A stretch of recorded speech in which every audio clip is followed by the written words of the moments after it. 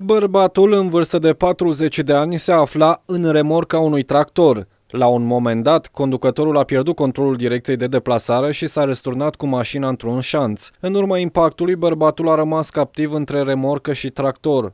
Crezând că va scăpa basma curată, conducătorul a fugit de la locul accidentului. Pentru a scoate victima, a fost nevoie de intervenția pompierilor. La fața locului a fost găsit un bărbat în vârstă de 42 de ani care prezenta multiple traumatisme, precum și o fractură la unul dintre membrele inferioare. Echipajul medical sosit la fața locului l-a transportat de urgență la Spitalul Municipal Dorohoi, apoi la unitatea de primiri urgențe a Spitalului Mavromati. Din cauza fracturilor și a traumatismului cranio-cerebral suferit de victimă, medicii au solicitat transportarea pacientului la o clinică din Iași cu elicopterul Smurd. Polițiștii botoșeneni l-au prins între timp pe conducătorul fugar. Pe numele acestuia a fost întocmit un dosar penal sub aspectul comiterii a nu mai puțin de 4 infracțiuni, respectiv vătămare corporală din culpă, părăsirea locului accidentului fără încuvințarea organelor de poliție, punerea în circulație a unui vehicul neînmatriculat sau neînregistrat, precum și tractarea unei remorci pe drumurile publice, a unei remorci neînregistrate sau neînmatriculate.